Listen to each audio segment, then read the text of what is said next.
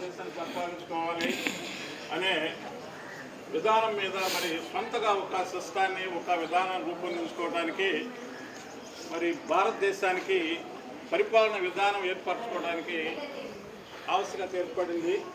దానికి గాను ఒక రాజ్యాంగం అనేటువంటి రాజ్యాంగాన్ని తయారు చేసుకోవడానికి మరి ఆనాటి రాజ్యాంగ పరిషత్తు డాక్టర్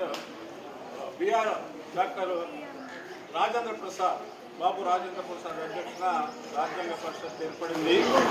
దానిలో అనేక దాదాపు 299 మంది సభ్యులు ఉన్నారు. మరి వీళ్ళందరినీ అనేక కమిటీలుగా విభజించి ఒక్కొక్క కమిటీకి ఒక బాధ్యత అప్పగించారు. అందులో డ్రాఫ్ట్ కమిటీని ఏర్పాటు చేసి దాన్ని డాక్టర్ బిఆర్ అంబేద్కర్ గారు చూడడం జరిగింది. మరి రాజ్యాంగం రచించే బాధ్యత ఆ కమిటీకి ఇచ్చారు. మరి ఆ డ్రాఫ్టింగ్ కమిటీ అధ్యక్షుడిగా డాక్టర్ బిఆర్ అంబేద్కర్ గారు అనేక అంశాల మీద అనేక దేశాల యొక్క రాజ్యాంగ విధానాల మీద స్టడీ చేసి ఒక్కొక్క అంశం ఒక్కొక్క దేశ రాజ్యాంగం నుంచి ఒక అంశాన్ని మరి భారతదేశానికి మరి సరిపోద్దా లేదా అని చర్చించుకుని అనేక అంశాలను ఇతర దేశ రాజ్యాంగాల నుంచి కూడా తీసుకున్నాడు. దాదాపు 2 సంవత్సరాల 11 నెలల 18 రోజులు కష్టపడి తయారు చేసి మరి భారతదేశానికి అనువైనటువంటి అంశాలు అయితే ఏమైతే ఉన్నాయో ఇతర రాజ్యాంగాల నుంచి కూడా మరి తీసుకోవడం జరిగింది. ఉదాహరణకి పార్లమెంటరీ రిఫార్మ్ ఆఫ్ గవర్నమెంట్ అనేది ఇంతకుముందు బ్రిటన్ రాజ్యాంగంలో వాళ్ళు అమలు జరిపారు. ఆ సిస్టాన్ని కూడా తీసుకోవడం జరిగింది. తర్వాత రాజ్యాంగ అధికార విభజన ఫెడరల్ ఫార్మ్ ఆఫ్ గవర్నమెంట్ అనేది మరి ఆస్ట్రియా రాజ్యాంగం నుంచి తీసుకోవడం జరిగింది. అనేక మంచి అంశాలు ఏ దేశాల్లో అయితే మంచి అంశాలు ఉంటాయో అవి మన రాజ్యాంగంలో తీసుకోవడం జరిగింది. మరి అనేక చర్చలు మరి డిస్కషన్స్ అండ్ సజెషన్స్ రాజ్యాంగ పరిషత్తులో అనేక చర్చలు జరిగినాయి. అనేక సార్లు చర్చలు జరిగి దాన్ని మళ్ళీ పబ్లిక్ డొమినియన్లో కూడా పెట్టి మరి దేశ ప్రజల యొక్క సలహాలు సూచనలు కూడా తీసుకోవడం జరిగింది.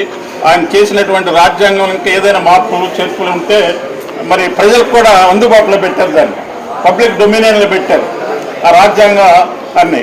మరి దేశంలో ఉన్న మేధావులు మరి ఇంకా ఏదైనా సలహాలు సూచనలు ఇస్తారేమోనని దాన్ని మరి వాళ్ళ సలహాలు కూడా తీసుకుని చివరికి 1949 నవంబర్ 26న ఆనాటి రాజ్యాంగ పరిషత్ అనేది ఆమోదించడం జరిగింది.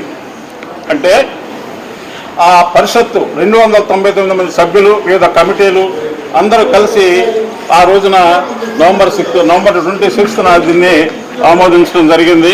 మరి అప్పటి నుండి ఇది మళ్ళీ 1950 జనవరి 26 నుంచి దాన్ని అమలు చేయడం జరిగింది. ఆ రోజున మనం గణతంత్ర దినోత్సవం జరుపుకుంటాం.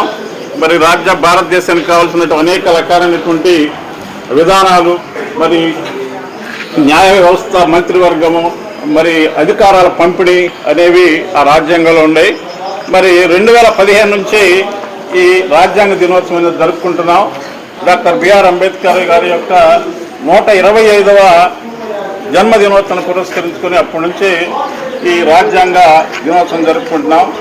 ఈరోజు మరి దేశమంతా అంబేద్కర్ గారిని స్మరించుకుంటూ పార్లమెంట్లు మరి ప్రధానమంత్రి రాష్ట్రపతి గారు తర్వాత మన రాష్ట్రంలో మరి ముఖ్యమంత్రి వీళ్ళంతా ఎంతో అద్భుతంగా వాళ్ళ యొక్క ఆయన యొక్క సేవలను కొనియాడుతూ అనేక కార్యక్రమాలు జరుపుకుంటూ ఉంటారు. అదేవిధంగా ఈరోజు మన పాఠశాలలో కూడా దీని మీద మరి వ్యాసాలు తర్వాత డ్రాయింగు తర్వాత డిబేట్ కానీ ప్రోగ్రాంలు ఉన్నాయి.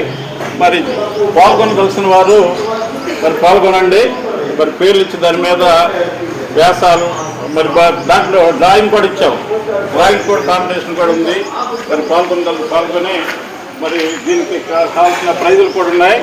మరి అందరూ పాల్గొనవలసిన కోరుతూ మరి పాఠశాలలో ఈరోజు ఈ కార్యక్రమాలు ఉంటాయి కాబట్టి మధ్యాహ్నం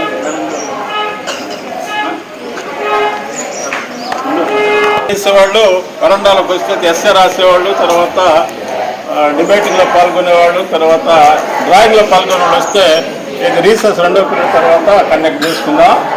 మరి వాళ్ళ యొక్క సేవలు బిఆర్ అంబేద్కర్ యొక్క సేవలు స్మరించుకుంటూ మనం ఈరోజు ఆయన్ని మరి స్మరించుకుంటూ మన పాఠశాల కార్యక్రమాలు ఏర్పాటు చేస్తున్నాం. ఉంది. దీనిలో మన రాష్ట్ర రాజధాని అమరావతిలో మన ముఖ్యమంత్రి గారు, విద్యాశాఖ మంత్రి కూడా పాల్గొంటారు. అదే లైవ్లో మన ప్యానల్లో కూడా పెట్టమన్నారు.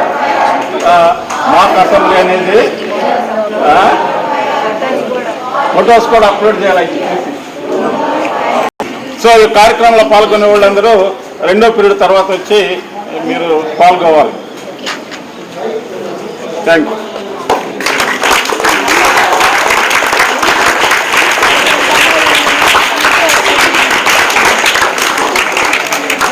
జాతీయ గీతం